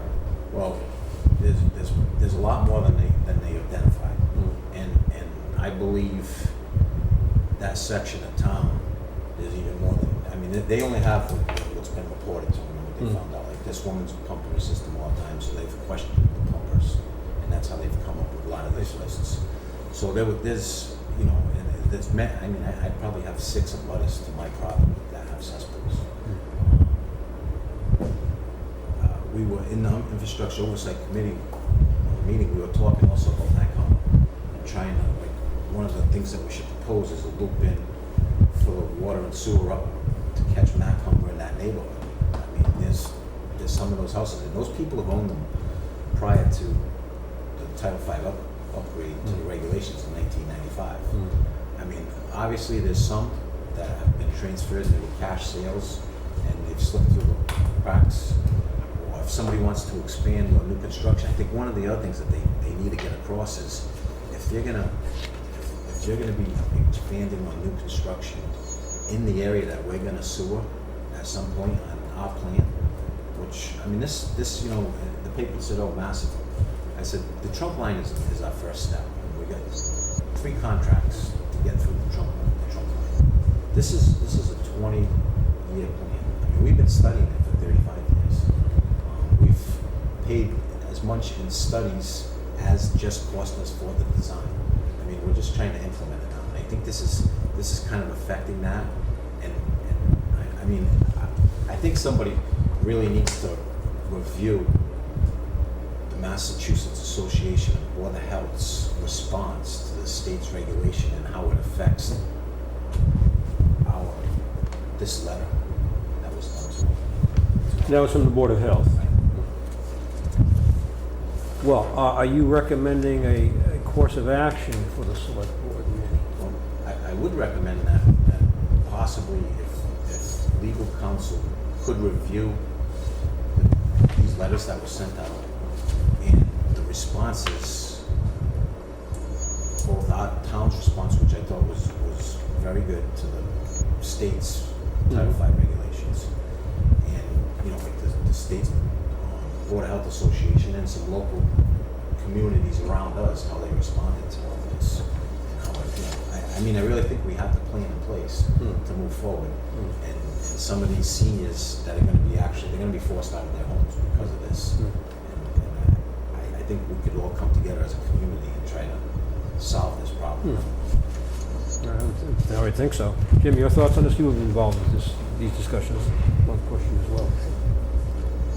So this is a letter that went out from the Board of Health, went out to about 200 property owners that they're aware of that have cesspools, asking them to upgrade within a 5-year period. I think there's 3 years left within that 5-year period. There's another, from what I understand, there's another 700 or so properties that they're not sure, they don't have good records on, that may or may not have cesspools. I've received a couple of calls from property owners. When I say a couple at work here, I've received 2 that were concerned about the regulations, and I referred them to the Board of Health. Since speaking with Matt Amindo from the Director of Board of Health, he said that if somebody does have an issue with payment, or there's some financial issue, that they should talk to the Board of Health. They do have variance provisions in there to waive that. I know it's difficult for people to come to the board and ask for that, but they said they do have provisions for that if needed. And that's not in that letter. No, it's I not. haven't seen that one. The Board of Health mentioned at our meeting that there's variances. We also have the betterment fund through the town. They need to upgrade their system. Mr. Chairman, it's a little bit before the house. Well, one of the things is and I've gone over this with Matt also. So the reason Title V put it on a transfer of land, I mean, so it was grandfathered. If it's a public health threat, we didn't need the regulation to address the public health threat. That was already in Title V. So we created a more stringent regulation. And in some of the cases, and when they were passing this regulation, it's for new construction. And if you weren't gonna expand and you wanna just upgrade, you could do a regular Title V upgrades. So when they were coming in on some of these lots in the north end of the town and where we're trying to sewer, those type of lots, that's why we're trying to pursue that, because they're gonna need, in order to be in compliance with Title V, they needed to get waivers. And so that's why they created these type of systems. So the type of system is for a lot that's that substandard size.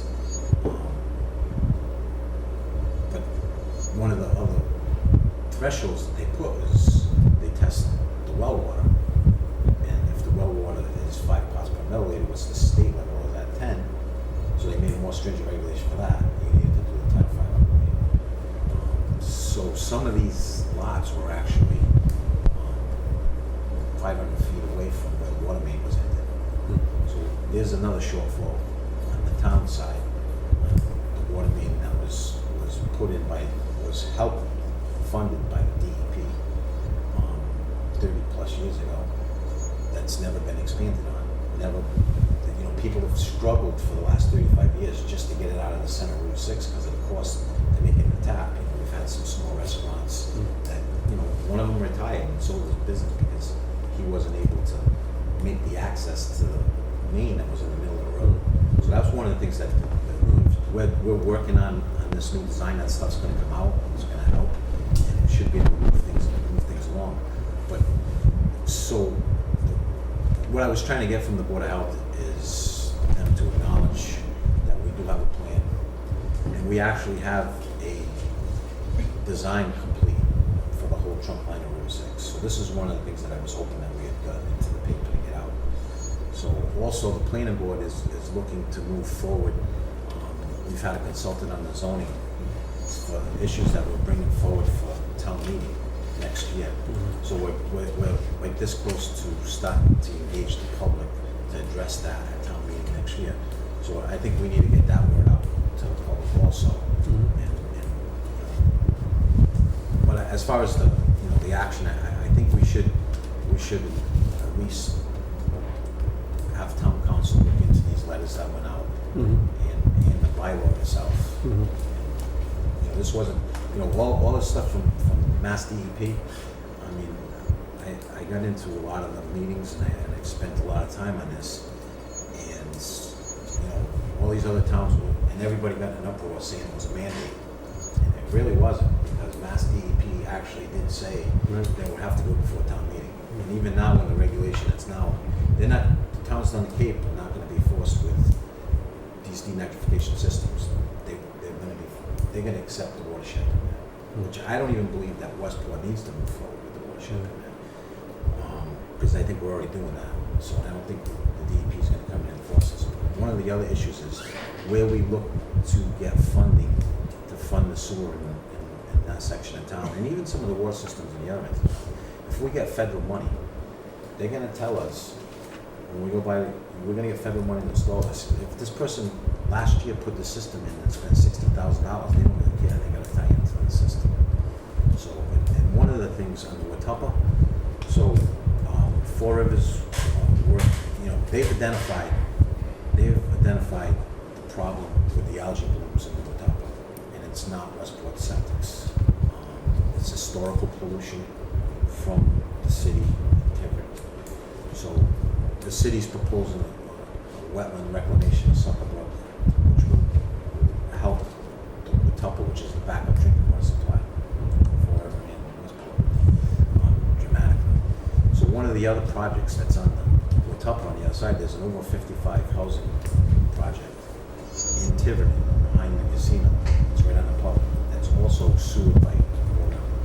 So that was paid for. It was a private development company, but the connections were paid for by federal grant money. So that's what can happen to us on the Watuppa too. So I mean, to make all of this work, and have these people senior citizens in their houses since, prior to Title V. Title V gives them the right to stay in the house until land transfers. I don't think we should be targeting them at this point. Okay, Shauna, do you have thoughts? So I have a couple. I share your concern about people who may not be able to comply, who is going to be under hardship. I think that there is a process, but maybe we do need to call more attention so that people know about that process. I find it, I'm a little concerned about the suggestion that something that the Board of Health has done is illegal. The bylaws that they passed at town meeting, the regulations that they passed, followed procedures to have public forums, they had public input, they were vetted by KP Law. So if there's a problem there, maybe there is a problem there, but I want to be really careful that we acknowledge that is an elected board who it represents the people they elected. The select board is not responsible for Board of Health regulations. So I want to make sure that I do like I said, I think we do have a role in communicating with the public. I think it's really good that you're participating in so many committees. The select board is participating in different organizations to try to make sure we all get this right. So I think that's the right approach. But I want to be really careful about our role and responsibility as the select board not infringing on another elected board over which we do not have control. So I want to be really careful that we're respectful of the other elected boards in town while we're trying to work together with them. So I appreciate the committee work you've done. I didn't really hear what action item out of that, so maybe that's worth a further discussion. But I also want to, on the topic that Jim originally, the original thing about the DEP were not included in this regulation, I just want to acknowledge a lot of hard work from a lot of people went into making sure that we expressed Westport's position on that quite clearly. So I do want to thank the members of the Board of Health, the Planning Board, all of the various people who did spend a lot of time trying to fight that with Massachusetts. So I'm willing to have a conversation about this when we're posting it with the specific actions, but I want to be really careful that we are not stepping on the toes of other elected officials when that is not in our role. That's my only concern. Thank you. My only concern is my constituents that have been calling me. And that's what my concern is.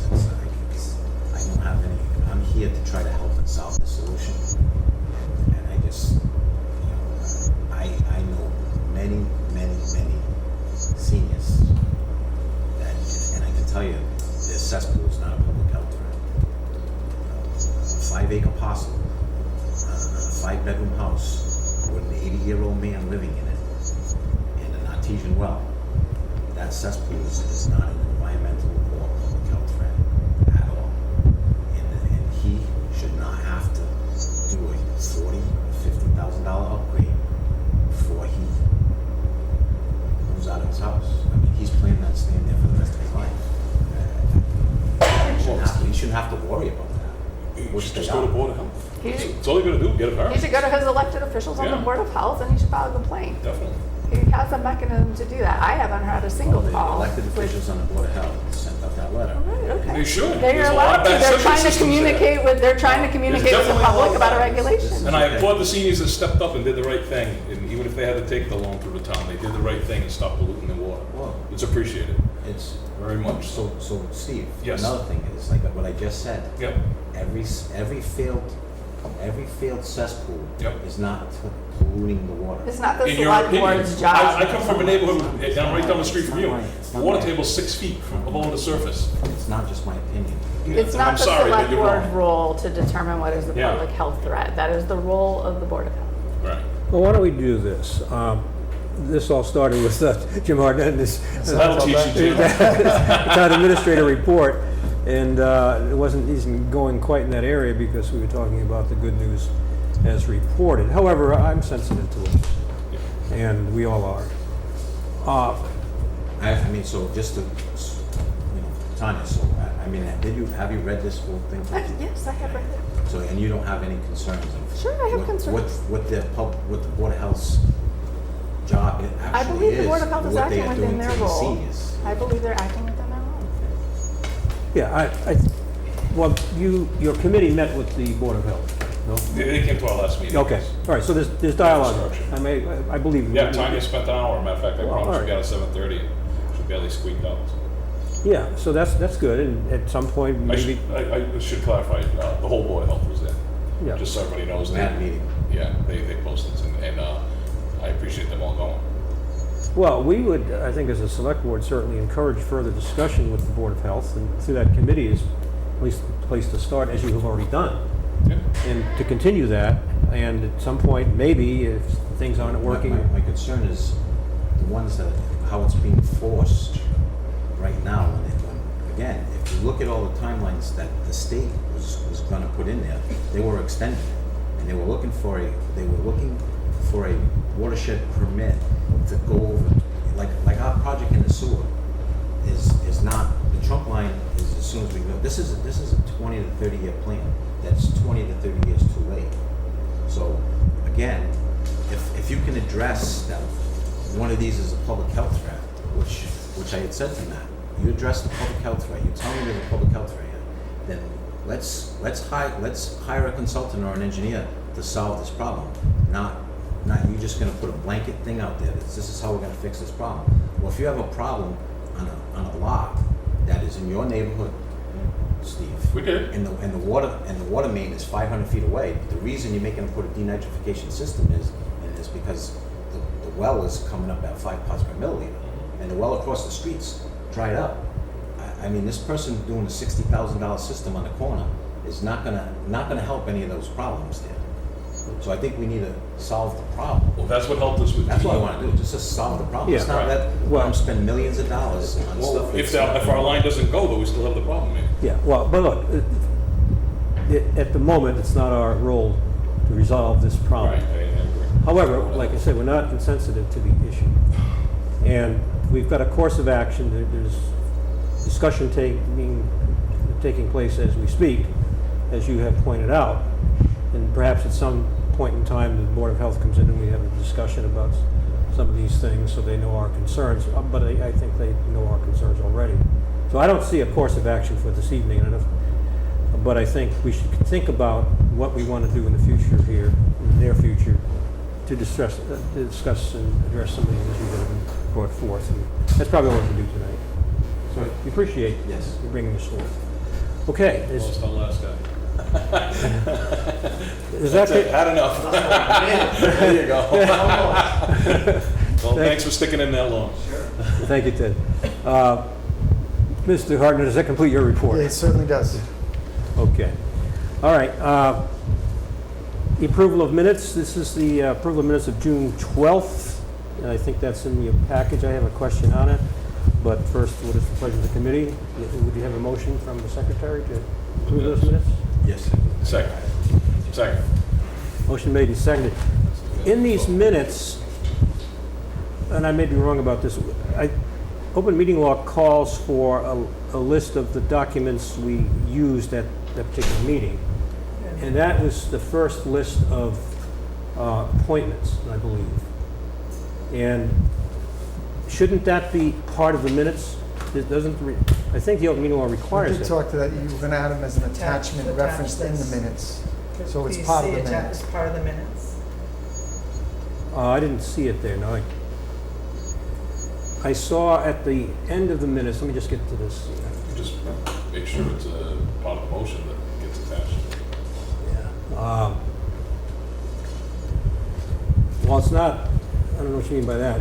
The law says you have to make the list, okay? Let me just go to the documents. Yeah, it's not in there. It doesn't It's say not. the appointment list isn't on the list of documents. That's what I'm saying. It's not on the list, and I think it should be, because that was a document we discussed.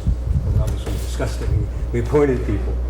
So in the minutes, at the bottom where you have a list of, I think, 3 or 4 items that were documents that were discussed, although it's not labeled as such, probably should say documents discussed or something like that.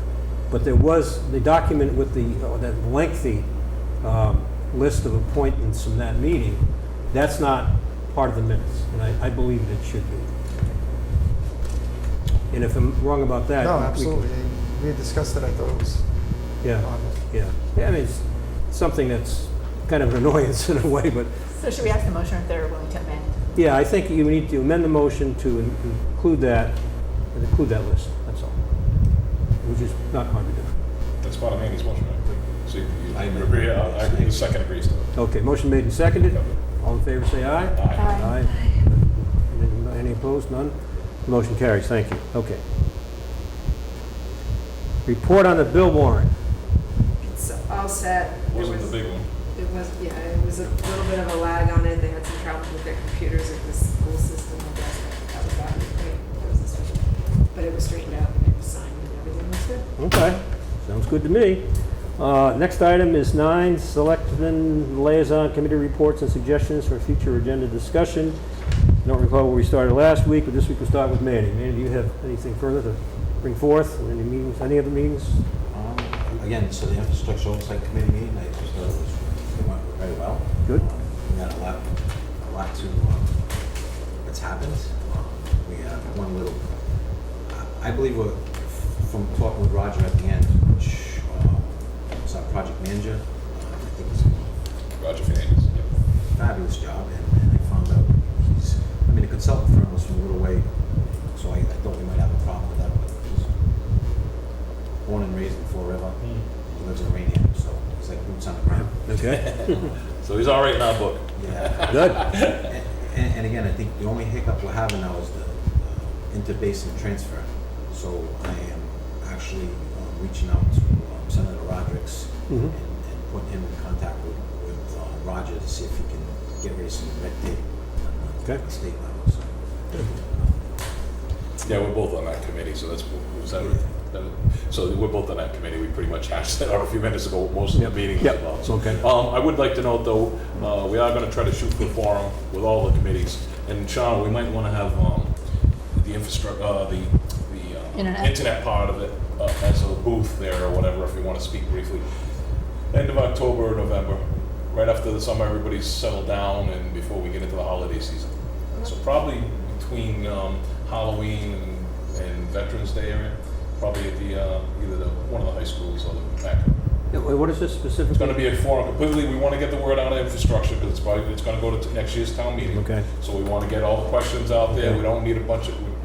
I like to try to limit the amount of questions we get hit at town meeting. Let's have the public forums, get the input. What do you see? What do you want? Okay. Like Mandy says, if people can't afford it, okay. Well, here's programs that can help you. We can. Okay. That's the place, in my opinion, is where we get all the boards together and try to hash all this stuff out. We've done it before. and that's going to happen with the cleanup too. Right. zoning, Yeah. 'cause So planning will probably be there, Board of Health, Okay. Bike Committee, if Sean, his crew, infrastructure, everything that's gonna touch base on Route 6. The only thing we still gotta get a hold of is utility stuff.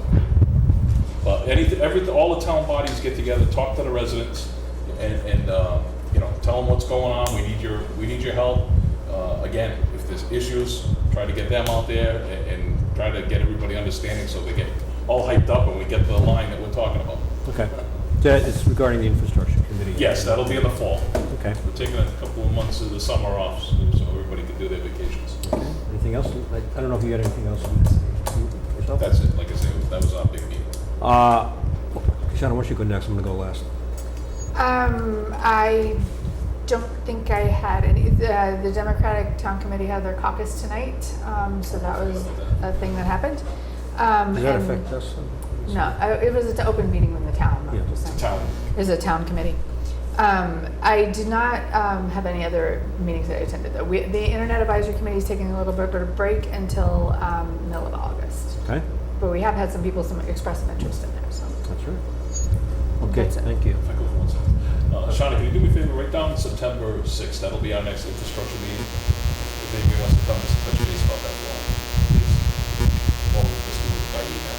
That's the infrastructure meeting, That's our so you next want something infrastructure. from the internet? Our next scheduled one, yeah, we expect to know on the grants in October. And then, once we know what we're doing with the grants, that's not when I have the forum right now. Okay. All right. And you said September 6th? Yeah, September 6th. That's just our planning meeting, that's not the forum, that's the Yeah, planning. no, I understand. Okay. Well, yeah, I might want to go to that myself and learn something. See you, Sounds good. gentlemen, and that. Yeah, thanks. Remind us when it's Yeah, I'll remind you of future meetings. Okay. Anything else, Sharon? No. Ann? We're also, Affordable housing is on. Wait for it to come back So I'll around. have something I'll next come back time. around. I'm sorry. I'll have something next time. I have never used. Okay. You're going to add something? Yeah, we're also, have invited the Board of Health coming into the planning board. So Okay. So I'm trying to Good. fix some of that regulations. Good. Okay, just a couple of things here. This is like future agenda items, and some of them you know about it. Anthony Roselli, our town auditor, was thinking of being here tonight. He could not make it. So he's asked to come on July 10th. I don't yet know if he will come in person or The big screen. the big screen. So Yeah. Paul, you take care of that for us. He hopes to come in person, that's why he wanted Oh, to put it on. oh, okay, that's great. 'Cause we He haven't said he seen- hasn't been here in a while. Yeah, he told me he wanted to come, but that was You dependent. gotta pay miles? Because we did it. All right, but you'll take care of that, and he'll be here on July 10th, and that's great. And it's a good report, by the way, but I don't want to steal his thunder. Surprise us. We will have, in a future meeting, Coastal Healing wishes to come in and talk to us about the taxes they pay to the town. They don't have beef, they have some concerns.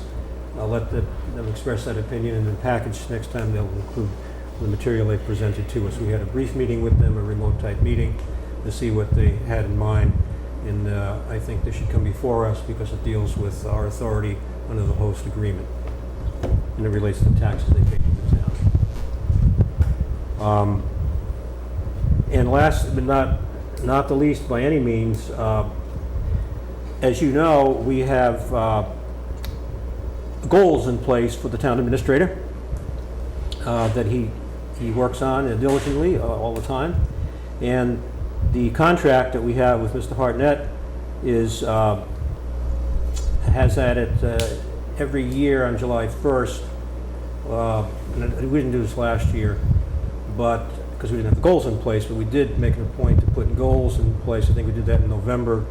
You have somewhere, and we'll send you in the package again, the goals that Jim is working on for the fiscal year 2023.